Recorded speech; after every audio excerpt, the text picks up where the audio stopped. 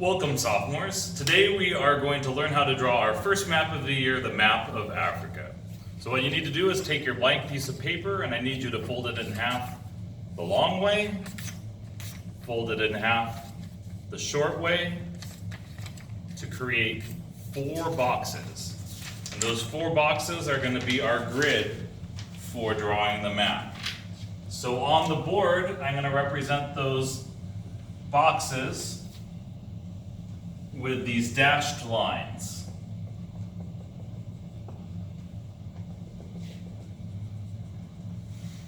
And so we start to draw Africa, we start about halfway up in the middle of the page, and you just go over, you dip down what I call the earlobe.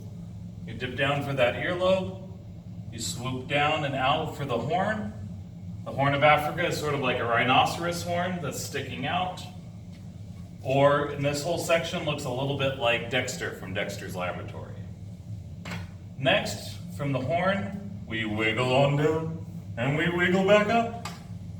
So we just create this kind of wavy line, goes from the horn down to South Africa and back up. And then from there it's pretty easy, it's just a gigantic letter C, curve around and bring it back home. And Africa is just that easy.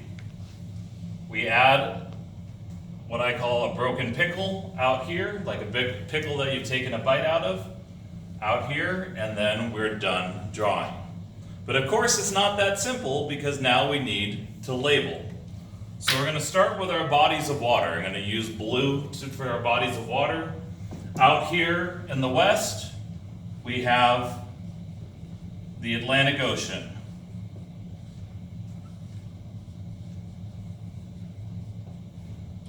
Then over in the east, we have the Indian Ocean.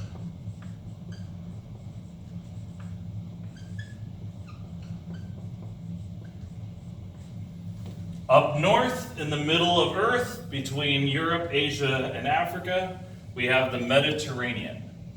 Meta means middle, terra means earth, so the Mediterranean Sea is literally Middle Earth. Next, we have that thing that Moses parted, the Red Sea. The Red Sea is here in the east. And then the bend here where Africa bends, this area is called the Gulf of Guinea. G-U-I-N-E-A, pronounced Guinea. So those are our big bodies of water. Next we have our mountain ranges. Up here in the north, we have a series of mountains called the Atlas Mountains. And Atlas was that Greek god who carried the earth on his shoulders. Next, over here in the Horn of Africa, we have a group of mountains called the Ethiopian Highlands.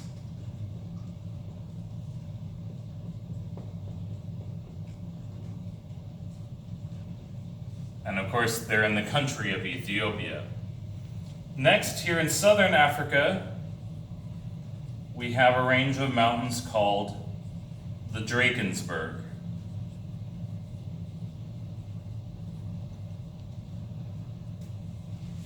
Finally, Africa has 2 important standalone mountains. The first is up here in that little earlobe in Egypt, where Moses received the 10 Commandments. This is Mount Sinai. And then here in East Africa, Africa's tallest mountain is Mount Kilimanjaro. And even though it's near the equator, it's so tall that it has snow all year round. Those are our mountains. Next, we're going to add in some lakes and rivers. Our first major lake is in the middle of North Africa, and it has a man's name, Lake Chad. Next, there are 3 lakes. The first has a woman's name, named for a Queen of England, Lake Victoria. And then there are two more lakes nearby. The first has a very long and fun name, Lake Tanganyika.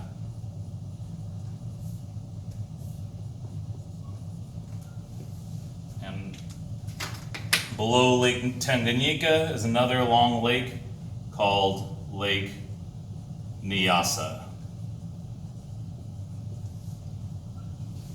So we have these lakes, and next we have our rivers, starting in Lake Victoria and flowing all the way north into Egypt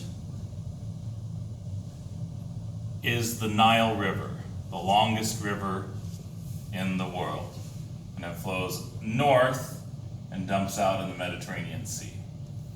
Next, here in West Africa, we have this river that starts close to the ocean, but actually circles back down and around into the Gulf of Guinea. And this is the Niger River, Niger. And of course, this leads to the country of Nigeria. In the center of Africa, we have somewhat of a C-shaped river, and C stands for Congo, C-O-N-G-O, and it has this very narrow connection to the ocean. Two more rivers.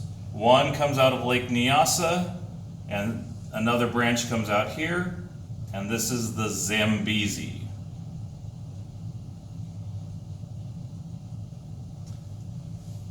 Out of the Drakensberg, flowing west into the Atlantic Ocean, this is the Orange River.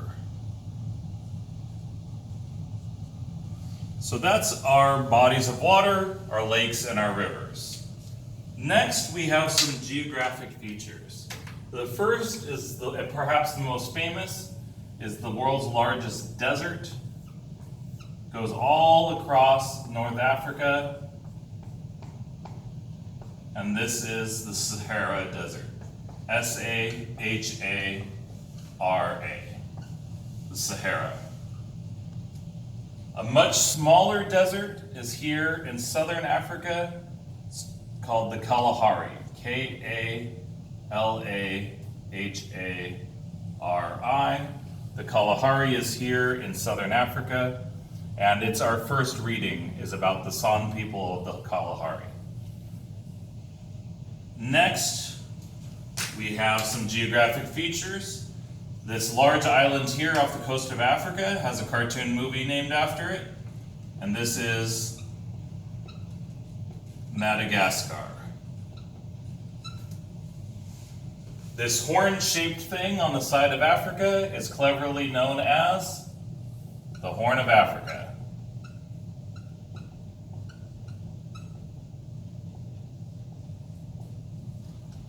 Here, around the southern tip of South Africa, this is known as the Cape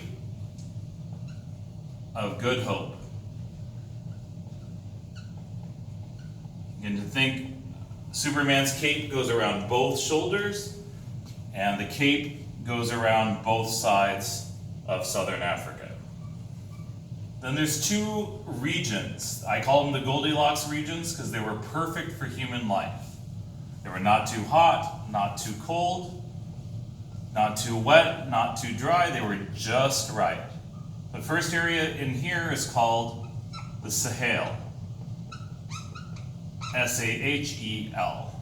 So the Sahara is a desert, but the Sahel is much more livable. And then the next part, this Goldilocks zone, is called the Great Rift Valley. And it starts up here near the Red Sea, follows these rivers and lakes all the way down to the Zambezi. Again, this is the Great Rift Valley. Not too hot, not too cold.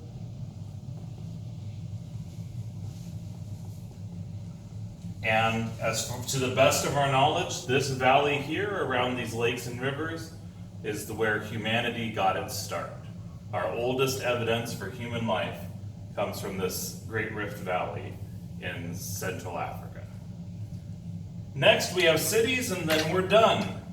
So the first city to put on your list is named after Alexander the Great. He had a habit of naming every city he ever conquered after himself. So this is Alexandria, right where the Nile meets the sea. Next, near Mount Kilimanjaro and Lake Victoria, you have the capital of Rwanda, which is called Kigali, Kigali. Here, there is a town on the Cape of Good Hope that is cleverly called Cape Town.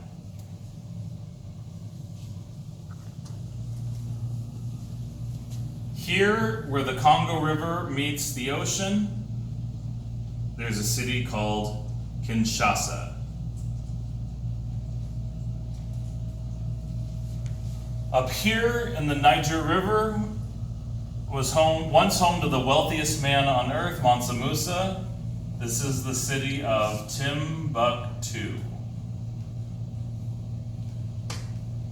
Up here in far northwest Africa, in Spanish it means White House. This is Casa Blanca. And there's a very famous movie that's set in this city. And finally, at the very north end of Africa is the city that the Romans called Carthage. And when the people there converted to Islam, they changed the name to Tunis. Tunis. The modern country is Tunisia. So this, my friends, is your map of Africa and the 30 things that you have to label on it. Good luck studying.